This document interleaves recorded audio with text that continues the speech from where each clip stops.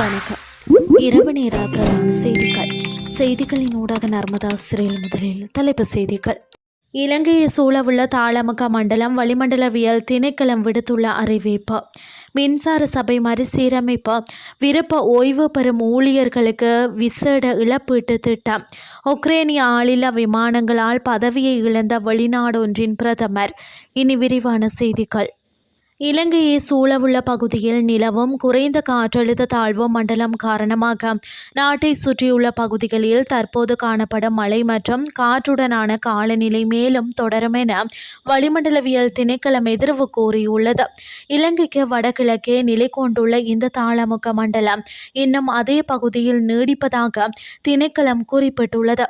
எவ்வாறாயினும் இது அடுத்த 48 மணித்தியாலத்திற்குள் இலங்கையை விட்டு விலகி செல்லும் என எதிர்பார்க்கப்படுகிறது. இன்றைய தினம் மேற்கொள்ளப்பட்ட வானிலை பகுப்பாய்வுகளின்படி நாட்டை சூழவுள்ள ஆழமான மற்றும் ஆழமற்ற கடல் பரப்புகளிலும் வங்காள விரிகுடாவின் ஆழமான கடல் பரப்புகளிலும் பலத்த காற்றுடன் கடல் மிகவும் கொந்தளிப்பாக காணப்படும் என எச்சரிக்கப்பட்டுள்ளது.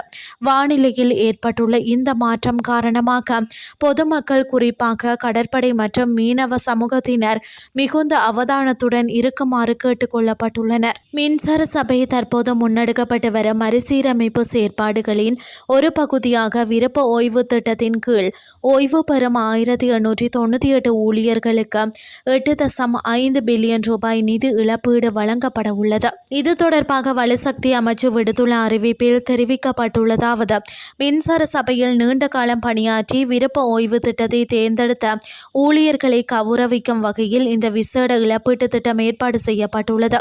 நிறுவனத்திற்கு பல வருடங்களாக தங்களின் சிறந்த சேவையை வழங்கிய ஊழியர்களை அங்கீகரிப்பதை நோக்கமாக கொண்டு பெருமை மிகு சேவை பாதுகாப்பான முடிவு என்ற கருப்பொருளின் கீழ் நாளை இதற்கான விசேட நிகழ்ச்சி நடைபெறவுள்ளது. இனி வெளிநாட்டு செய்திகள்.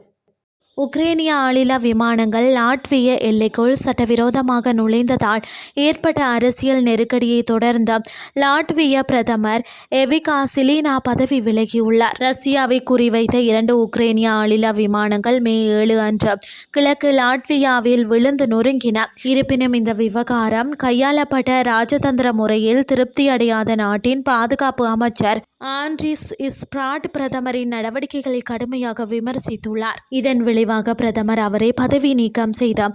அவருக்கு பதிலாக வேறொருவரை நியமிக்க நடவடிக்கை எடுத்தார். இருப்பினும் பிரதமர் சிலினாவின் முடிவுக்கு எதிர்ப்பு தெரிவித்த இப்ராட்ஸின் முற்போக்கு கட்சி அவரது ஆளும் கூட்டணியில் இருந்து விலகியது. இதன் விளைவாக அக்டோபரில் நடைபெறவிருந்த நாட்டின் தேர்தலுக்கு சில மாதங்களுக்கு முன்பு ஆளும் கூட்டணி கவிழ்ந்தது. செய்திகள் யாவும் நிறைவடைகின்றது.